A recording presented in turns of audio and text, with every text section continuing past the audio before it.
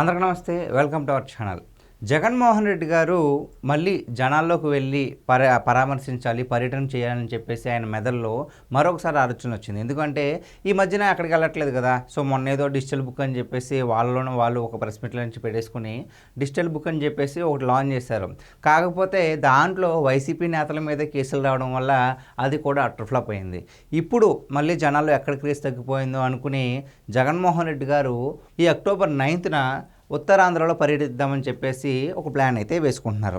దీనికి సంబంధించి ఉత్తరాంధ్ర నేతలతో ఈ అక్టోబర్ 5న సమావేశం ఏర్పాటు చేస్తున్నారు. నాకు ఇక్కడ డౌట్ ఏంటంటే, ఉత్తరాంధ్రలో వైసీపీకి మొత్తం 34 అసెంబ్లీ స్థానాల్లో పోటీ చేస్తే కేవలం 2024 ఎన్నికల్లో 2 స్థానాలు మాత్రమే గెలుచుకుంది. అంటే దాదాపు పోటీ చేసిన అన్ని దాంట్లోనూ కూడా 95% మొత్తం కూడా ఓడిపోయింది.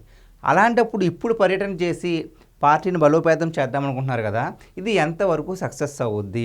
ఇది పక్కన పెడితే ఇక్కడ ఇంకొక ఇంట్రెస్టింగ్ అప్డేట్ ఏంటంటే, జగన్మోహన్ రెడ్డి గారు నర్సీపట్నం మెడికల్ కాలేజ్ని కూడా సందర్శించడానికి వెళ్తున్నారు.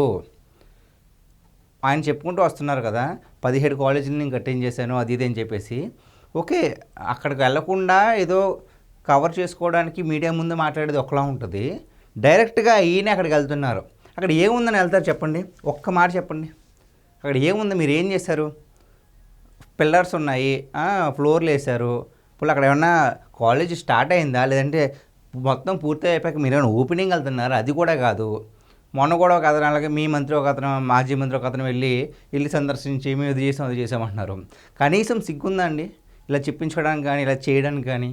అసలు అక్కడ ఏముంది? ఒకసారి మీరు చూస్తే కనుక మొత్తం అంతా ఇంకా కన్స్ట్రక్షన్లోనే ఉంది, అండర్ కన్స్ట్రక్షన్లోనే ఉంది. అంతా పిల్లర్స్ వేసేసి బీమ్లు వేసి ఉన్నాయి తప్ప అక్కడ మీరు వెళ్ళినా సరే కనీసం మీ కార్యకర్తలు కూడా అక్కడ రావడానికి ఇష్టపడరు. కనీసం చిత్తశుద్ధి ఉండాలి. మీరు ఏం చేశారు? 17 కాలేజీలని కట్టించుకున్నాను అని ఒక పుకారు పక్కన పెడితే, ఇక డైరెక్ట్గా వెళ్తే నేను దొరికిపోతాను బాబోయ్ అని కనీసం భయం కానీ ఏమీ లేదు. మరి మీరు రాజకీయాలు ఎలా చేస్తున్నారో, మీ ఆలోచన ఎలా ఉందో, మీకు సలహాదారులుగా ఎవరు ఉంటున్నారో కూడా అర్థం కావట్లా. ఆ విధంగా తయారైంది మీ రాజకీయ పరిస్థితి. అంతేకాకుండా ఇప్పుడు నాకు డౌట్, మీరు అక్కడికి వెళ్తున్నారు కదా సందర్శించడానికి, ఎవరికి ఉపయోగపడుతుంది చెప్పండి? మీరు ఎక్కడికైనా వెళ్తే కనుక కనీసం మొన్నటిదాకా 6 పరామర్శించాను, అక్కడికి వెళ్ళి ఈ ట్రాక్టర్లో ఉన్న మామిడికాయలన్నీ కూడా తొక్కించేయడం, నానా వ్యవస్థను చేశారు. గంజాయి బ్యాచ్కి సపోర్ట్ కొనడం, మీ మైండ్ సెట్ ఎలా ఉందో ప్రజలకు తెలియజేశారు. కానీ ఇప్పుడు ఈ పర్యటన దీంట్లో భాగంగా, ఉత్తరాంధ్ర పర్యటనలో భాగంగా ఈ మెడికల్ కాలేజీకి వెళ్ళడం వల్ల ఎవరికి ఏ ఉపయోగం ఉంది? కనీసం మీకైనా ఉందా? ఏదైనా మీ ఉపయోగం లేకుండా చేయరు, కానీ దీనివల్ల మీకు ఉపయోగం ఏంటో మా మైండ్స్కి అయితే అర్థం కావట్లా. అసలు మీ మాస్టర్ ప్లాన్ ఏంటో, మీ మైండ్ స్టేట్ ఆఫ్ మైండ్ ఎలా పనిచేస్తుందో మాకు ఎవరికైతే ఏం అర్థం కావట్లా. ఒకటి, ఏ రాష్ట్రంలో అయినా ఏ దేశంలో అయినా సరే విద్యా వైద్యం సక్రమంగా ఉంటే ఆ దేశం చాలా అభివృద్ధి చెందుతున్నట్లుగా అర్థమవుద్ది. ఇక్కడ మీరు ఈ కాలేజీల గురించి ఇలా చేసుకుంటూ వెళ్తే అసలు మీరు విద్యను ఏం పట్టించుకున్నారు? మీ హయాంలో, మీ వైసీపీ హయాంలో విద్యకి ఏదైనా న్యాయం చేశారా? విద్య ఉండాలి అంటే అక్కడ టీచర్లు ఉండాలి. టీచర్ పోస్టులన్నీ ఖాళీగా ఉన్నాయి, ఎక్కడ భర్తీ చేయలేదు. అంగన్వాడీ టీచర్లను కూడా తీసుకొచ్చి దాంట్లో కొన్నాళ్ళు చేయించారు. ఒక్క నోటిఫికేషన్ కూడా ఇవ్వలేదు డిఎస్సికి. ఆ డిఎస్సి ఇస్తాను, నేను ప్రతి సంవత్సరం ఇస్తాను, రెడీగా ఉండని చెప్పారు. కానీ మీ 5 ఏళ్లలో ఒక్క డిఎస్సి పోస్ట్ కూడా ఇవ్వాల. రీసెంట్గానే కుటుంబ ప్రభుత్వం అధికారంలో వచ్చిన వెంటనే డిఎస్సి గురించి వెంటనే చాలా వరకు పకడ్బందీగా నోటిఫికేషన్లన్నీ రిలీజ్ చేయడం కావచ్చు. దాని మీద కూడా మీరు ఎన్ని పిటిషన్లు వేశారో మీకే తెలియాలి. దాదాపుగా 70 పిటిషన్లు వేశారండి ఇది ఆపించడానికి. మీ ప్రభుత్వంలో ఎలాగో చేయలేదు, ఇక్కడ చేసే వాళ్ళకి అడ్డుకుంటున్నారు. సో 70 పిటిషన్లు వేసినా సరే నారా లోకేష్ గారు చాలా చాకచక్యంగా వ్యవహరించినందువల్ల డిఎస్సిని పరీక్షలు చాలా సమర్థవంతంగా నిర్వహించడం జరిగింది.